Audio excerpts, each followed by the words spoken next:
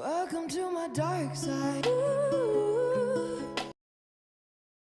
Salut à tous, voilà, à la base je ne comptais pas faire la vidéo sur cette GA étant donné que j'ai oublié de record les 4 derniers fights.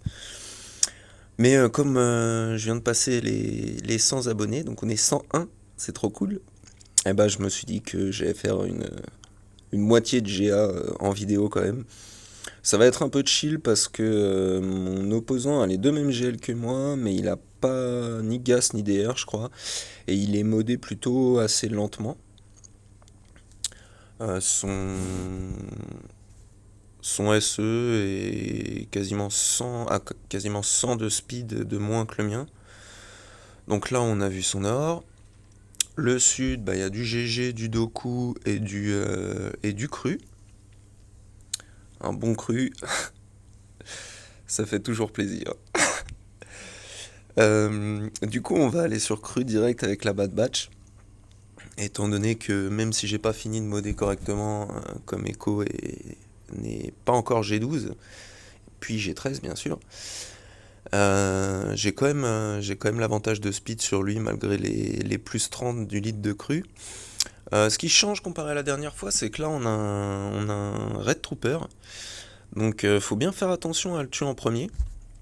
Parce que si on tue un de ses potes, déjà le premier tour bonus qu'il prend, il va faire le cleanse sur tout le monde. Ensuite du coup cru et Kilo pourrait jouer et ça pourrait vite devenir pénible entre le gain de TM de Kilo et le stun de 2 tours de cru, ça pourrait être assez embêtant, donc on va bien faire attention. D'essayer de tuer le raid en premier. Donc là, bon, pour l'instant, on arrive à peu près correctement à contrôler la team d'en face. Comme on est Fufu, le OG Kylo, il contre-attaque pas, ça c'est bien.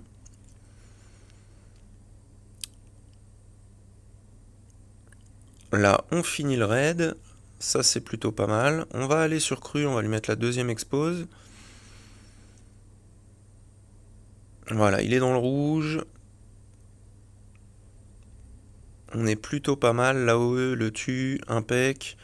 Bon, là, j'aurais pu faire durer pour récupérer la protec, mais j'ai préféré le finir parce qu'il peut être pénible. Et puis là, ça fait quand même 53 bannières, c'est pas dégueu.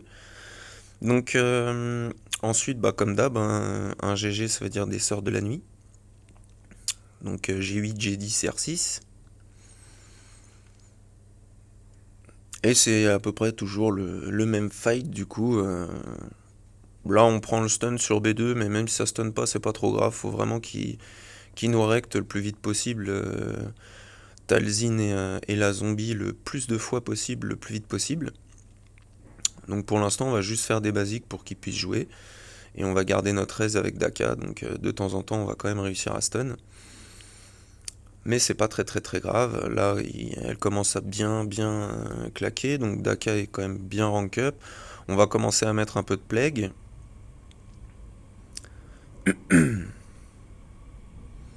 On va continuer un peu sur de la basique.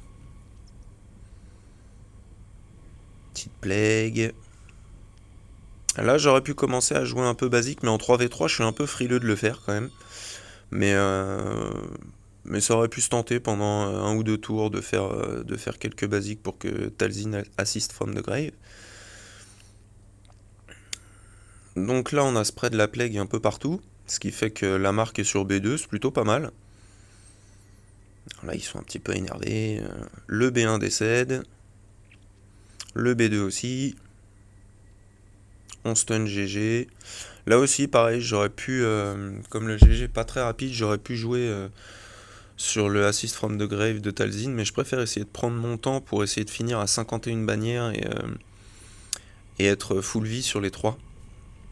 Pas prendre de risques. Donc c'est plutôt réussi. Ensuite, on a le Doku, Magna et Droidka. Droidka est pas G13, donc c'est moins dangereux que s'il l'était. Logique.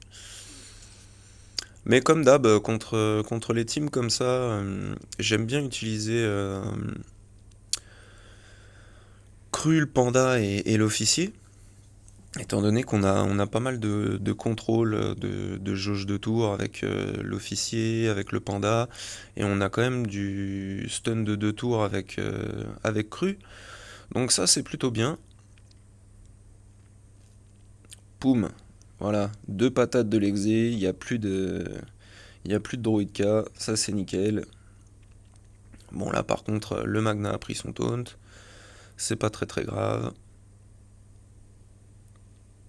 Pour l'instant, Cru peut encaisser.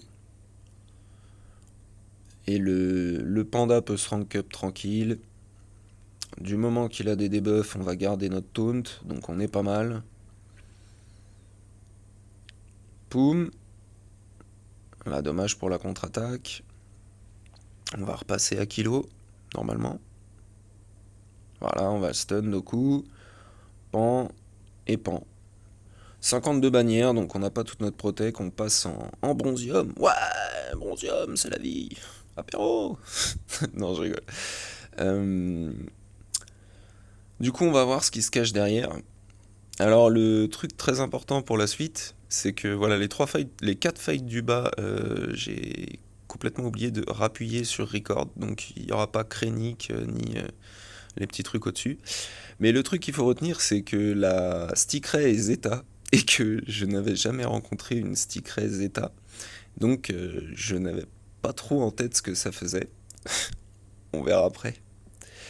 Donc là, du coup, il me reste mes 2 GL pour passer une team Palp, une team Vador, une team Throne et une team Bossk. Alors c'est assez cool parce que pas beaucoup vu ces teams-là en défense dernièrement, bien qu'avec le rework de Vador, c'est possible de le revoir un peu en def, étant donné qu'il a un peu moins d'utilité.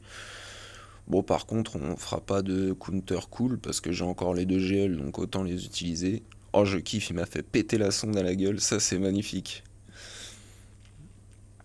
C'est un peu dommage d'ailleurs, avec l'arrivée des reliques, je trouve que la sonde, son explosion devrait être revue pour faire du, je sais pas moi, 5, 500K de dégâts quoi. Parce que c'est pas logique, avant elle faisait du 100K sur des mecs qui étaient G12 et qui avaient des stats de Brel, et maintenant elle fait toujours du 100K alors qu'il y a du R9, enfin, c'est ridicule, ça n'a aucun sens. Malgré qu'elle soit quand même super cool sans ça, sans cette capacité. Son AOE qui vire du TM et qui verrouille tout le monde, c'est vraiment la vie. Donc là, on va mettre SE contre les BH.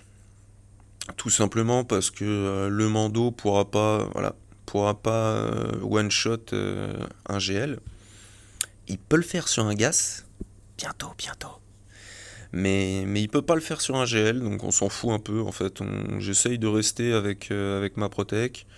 Boom, 56, donc ça passe nickel. Perfect timing.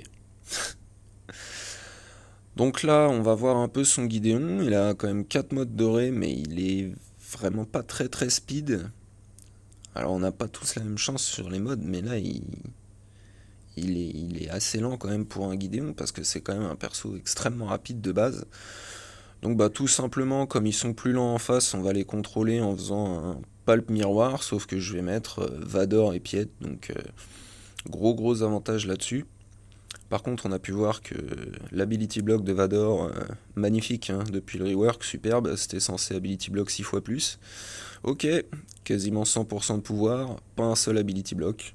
Eh bah c'est parfait, dis donc, alors. C'est magique. Parce que je pense pas qu'il soit modé Ténin en face. Enfin bon bref, on s'en fout. Bon bah là, il nous reste plus que le petit Sidious. Ah, ability block. Attention, j'ai menti quand même. 1 sur 12, pas mal. Il nous reste le petit trône, et puis ce qui me saoule un peu, c'est que du coup, comme dans une des teams il y avait Vador, dans l'autre il y avait beaucoup de contrôle avec Palp, etc. Et ben je pouvais pas vraiment utiliser ma Nest, et puis là c'est trône, donc utiliser Nest ce serait un peu du suicide. Mais du coup je regardais un peu ce que je pouvais faire, et puis je me suis dit bon, de toute façon vu ce qu'il y a derrière, je vais envoyer DR, BSF, et puis ce sera vite réglé. Étant donné que le trône n'est pas super rapide, il m'outspeed pas, donc Donc on est plutôt tranquille. Voilà, plus de trône, plus de pilote. Tarkin qui fait de la résistance. Vas-y Tarkin, on croit en toi. Bzzzt. Bon, il a tout donné, mais ça n'a pas suffi, hein. Le pauvre petit Tarkin a fini par décéder. Voilà, voilà. Donc on a vu que sur les vaisseaux, il a un rebelle un peu bizarre avec des rebelles et des républiques galactiques, ce qui fait qu'il n'a pas des masses de choses en vaisseau pour l'attaque.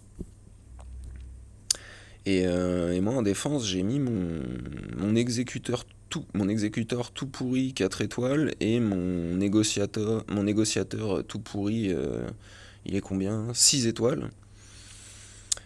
Mais lui, il a pas beaucoup de flotte et il a mis à la fois ses rebelles et ses républiques galactiques sous Akbar.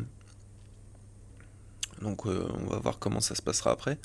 Mais là du coup j'hésitais où utiliser ma Nest. Et puis je me suis dit bon on va l'utiliser sur la team la plus costaud quand même, même si le petit soldat de la résistance là faut s'en méfier. Je me suis dit non ça devrait aller et tout.